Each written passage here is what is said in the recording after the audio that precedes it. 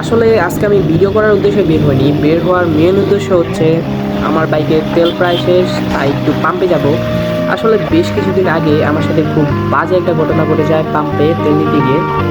তাই মেনলি ক্যামেরাটা নেওয়া, যাতে কোনো খারাপ সিচুয়েশনে পড়ে গেলে অন্তত ভিডিওটা যাতে থাকে। তো আমি আসলে আমার মতো ভিডিও বানাতে বানাতে যাচ্ছিলাম, হঠাৎ করেই দেখি একটা অটো নিয়ন্ত্রণ হারিয়ে উল্টে যায়।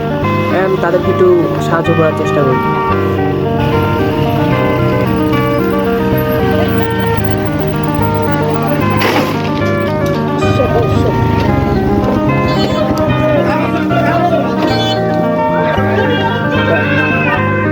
দেখা পাইছেন ভাই?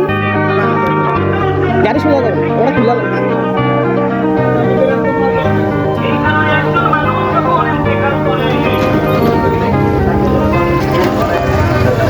পানি তো পড়ে যাবো, দড়িটা খুলেন না। দড়ি এখান থেকে খুলেন, এখান থেকে খুললে তো তাড়াতাড়ি হয়। নিচে নিচে নিচের দিকে, নিচের দিকে।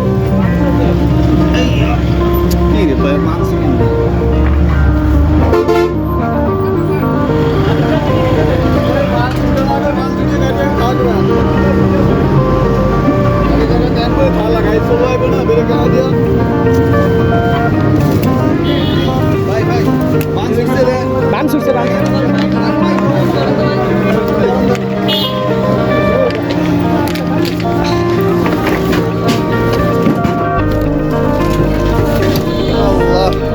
এই পানি লাগলে ঢেলা যাবে।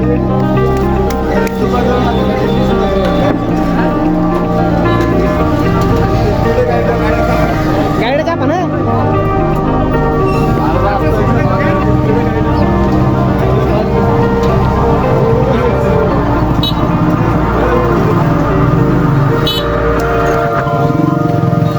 মানুষের কিছু হয় না, ওটাই বেশি। আমি দেখলাম গাড়িটা খালি উঠলো আর বেড়ে গেল।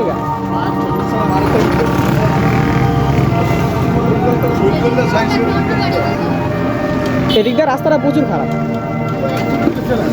না না, ওই অটো উল্টে পড়ে গেছে, অটো উল্টে পড়ে গেছে।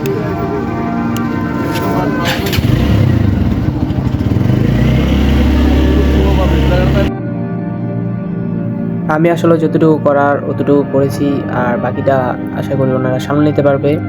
তো ওই দিন পাম্পে আমার সাথে যা ঘটেছিল, আমি আসলে পাম্পে গিয়ে আঙ্কেলকে বলি, আঙ্কেল আমাকে 1500 টাকা তেল দেন। তো উনি কিন্তু কথাটা খুব ভালোভাবেই শুনছিল। তারপরে উনি আমাকে বিভিন্ন কথা বলে কনভিন্স করার চেষ্টা করেছিল যাতে আমাকে ঠকাতে পারে। তারপরে এক পর্যায়ে উনি আমাকে 8 লিটার 3.6 সামথিং কিছু তেল দিয়ে বলে 1500 টাকা তেল, মানে আমাকে বলে ডান হয়ে গেছে। তো উনি কিন্তু আমার থেকে 1500 টাকা নিয়ে আমাদের কোনো সিএনজি দেয়নি। তো আমি কী করছি, আমি লিটারের দিকে তাকিয়ে করছি, উনি আমাকে 1500 টাকা তেল দেবে। উনি আমাকে তেল দিয়েছে হচ্ছে 1100 টাকা, না 1100 না, 1050 টাকা তেল দিয়েছে। তো না, তো আমি আঙ্কেলকে বলি, আঙ্কেল কম তেল দিয়েছে। উনি আমাকে বলে, ও আচ্ছা কম তেল দিয়েছে, তো আমি তো ভুল হয়ে গেছে, মানে ওনার ভুল হয়ে গেছে। তো উনি আমাকে আবার 1500 টাকা তেল দিতে চেয়েছে। তো আমি কি করছি, আমি আর 1500 টাকা তেল নিইনি, আমি ম্যানেজারকে বলে দিয়েছি। ম্যানেজার আমাকে বলে, তোমার কাছে কোনো ভিডিও আছে বা কোনো প্রমাণ আছে? তো একজন নর্মাল রাইডার কখনোই ক্যামেরা নিয়ে ঘুরবে না, তো তারা কি করবে, আমি ওনাকে এটা জিজ্ঞেস করলাম। তো উনি বলে, ভাই প্রমাণ ছাড়া দেশ চলে না, এটা কোনো কথা ভাই। তাই আসলে মেনলি ক্যামেরাটা নিয়ে যাওয়া পাম্পে।